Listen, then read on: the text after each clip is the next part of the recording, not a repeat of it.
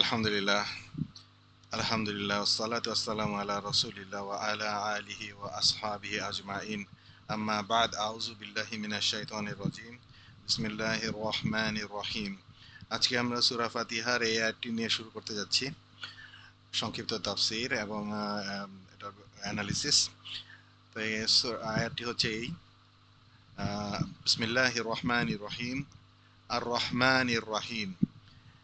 এটার মানি আর এরাব হচ্ছে এরকম যে আপনার আর রহমান, এটার একটা খুব কাছাকাছি একটা অর্থ হচ্ছে পরম করুণাময়।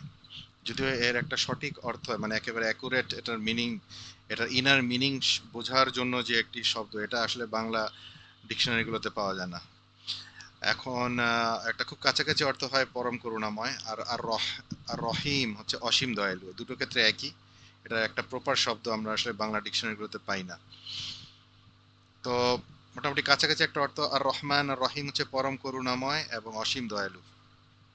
এরাবগত দিক থেকে আর রহমান হচ্ছে সিফা, তাবে লিল মাজরুরি মাজরুরুন, এটা মাজরুর এবং এটা কাসরা জাহির। এখানে আপনার শেষের অক্ষরটা আপনারা খেয়াল করে দেখবেন, এটা কাসরা রয়েছে। আর রহমানি, এবং এটা হচ্ছে একটা মুফরাদ, এক বচন। আর রহিম এটা হচ্ছে সিফা, এটাও তাবে মাজরুরি মাজরুরুন, মাজরুরকে ফলো করছে এটা। এবং এটাও কাসরা জহেরা, এটা শেষের শব্দে আপনারা দেখবেন কাসরা, এবং এটা হচ্ছে মুফরাদ।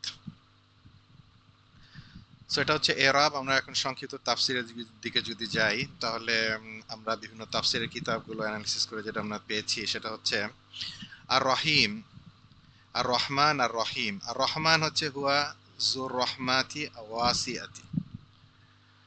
মূলত আসলে আর রহমান এবং রহিম এটা হচ্ছে আল্লাহ তাআলার সুন্দরতম নাম সমূহের দুইটি নাম।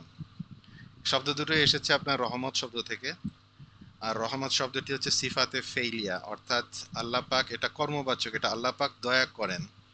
যখন ইচ্ছা তিনি দয়া করেন এবং যখন ইচ্ছা তিনি দয়া করেন না। উদাহরণস্বরূপ যেমন আবু লাহাব, আবু জাহেল, তাদেরকে তিনি দয়া করেন নাই। আর আল্লাহ তাআলার এই অবারিত রহমত পৌঁছে যায় সকল সৃষ্টির জন্য। আর তার এই রহমত পৌঁছে যাচ্ছে কিভাবে, আমরা আসলে তা বুঝতেই পারছি না। সুতরাং আর রহমান হচ্ছে আহুয়া জুর রহমাতি ওয়া ওয়াসিয়াতি। আল ওয়াসিয়াত, এটা হচ্ছে তার তিনি প্রশস্ত রহমতের অধিকারী, অর্থাৎ তার নিয়ামত বা রহমত, যে তিনি যে নিয়ামত দিচ্ছেন, যে রহমত আমাদেরকে প্রদান করছেন, তা গুণে শেষ করা যাবে না। এই রহমান শব্দটি আসে আল্লাহ পাকের জন্য খাস, অন্য কারোর জন্য এটা ব্যবহার করা হয় না, এবং এর কোনো স্ত্রীবাচক শব্দও নেই। বাংলাতে পরিপূর্ণ কোনো সঠিক শব্দ নেই, যেটা আমরা বলেছিলাম। কাছাকাছি একটা অর্থ যেটা বলেছিলাম পরম করুণাময়। আল্লাহ পাক সমস্ত সৃষ্টির জন্য তিনি রহমান।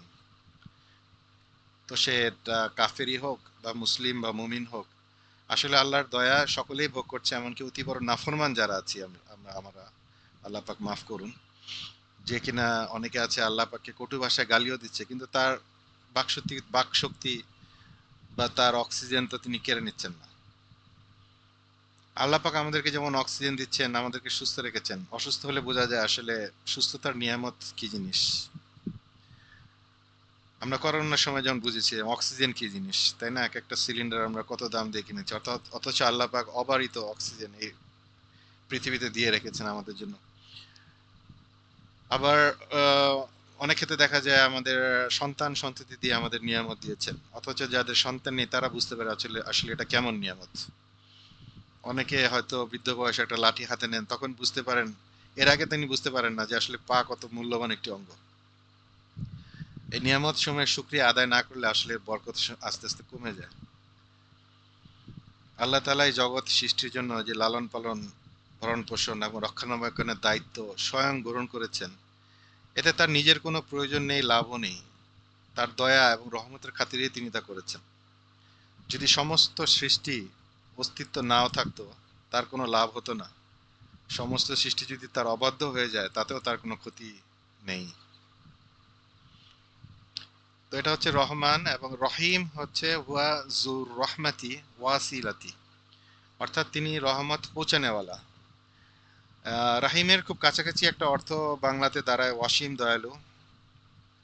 আসলে দুটি নামই, রহমান রহিম, দুটি নামই করুণা এবং দয়া বিশিষ্ট। তবে দ্বিতীয় পাকের এই রহিম, এই প্রকার দয়াটি হচ্ছে অসীম। আখিরাতের এই প্রকারের দয়া আসলে শুধুমাত্র আল্লাহ তাআলা প্রকৃত মুসলিমদেরকে দিয়ে দিবেন। কাফিরদের জন্য এটা নয় আসলে। আর এই নিয়ামত হবে চিরস্থায়ী এবং কল্পনারও অতীত। রাসূলুল্লাহ সাল্লাল্লাহু আলাইহি ওয়াসাল্লাম বলেছেন, আল্লাহ তাআলার ঘোষণা রয়েছে যে আমি রহমান, আমি রহমকে সৃষ্টি করেছি এবং আমি স্বীয় নাম হতে বের করেছি, এ নাম বের করেছি। এটা একটি হাদিস আসলে। হাদিসটি আমি বর্ণনাবাদ করে দিচ্ছি। রাসূলুল্লাহ সাল্লাল্লাহু আলাইহি ওয়াসাল্লাম বলেছেন, আল্লাহ তাআলার ঘোষণা রয়েছে যে আমি রহমান, আমি রহমকে সৃষ্টি করেছি এবং স্বীয় নাম হতে এ নাম বের করেছি। যে একে সংযুক্ত করবে তাকেও আমি সংযুক্ত করব এবং যে তাকে কেটে দিবে আমি তাকে কেটে দিব। এটা সহিহ বুখারী 5988। তিরমিজিতেও উল্লেখ আছে, তিরমিজি সহিহ হাদিস। সো খুব গুরুত্বপূর্ণ একটি হাদিস। একটি প্রশ্ন আমাদের সকলের মনে আসে যে রহমান রহিম এগুলো কি মানুষের নাম হিসেবে রাখা যায়? আসলে আল্লাহর পাকের কিছু নাম আছে যেগুলো আমরা আমাদের আব্দু দিয়ে রাখতে হবে। ডাকার সময় আমরা আব্দুর রহমান বলে ডাকবো। আবার কিছু নাম আছে যেগুলো আসলে আম, মানে আব্দু ছাড়াও ডাকা যায়। এক্ষেত্রে মনে রাখতে হবে যে কিছু নাম আল্লাহ পাকের নাম আছে যেগুলো আসলে মানুষের জন্য প্রযোজ্য নয়, একেবারেই প্রযোজ্য নয়। এই সমস্ত নাম আব্দুন ছাড়া ডাকা যাবেই না। যেমন রাজ্জাক, আপনি বলতে পারেন না যে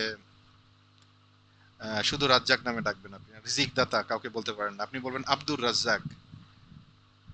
অথবা বলবেন খালেক, এটা আপনি শুধু খালেক নামে ডাকতে পারবেন, আপনি বলবেন আব্দুল খালেক।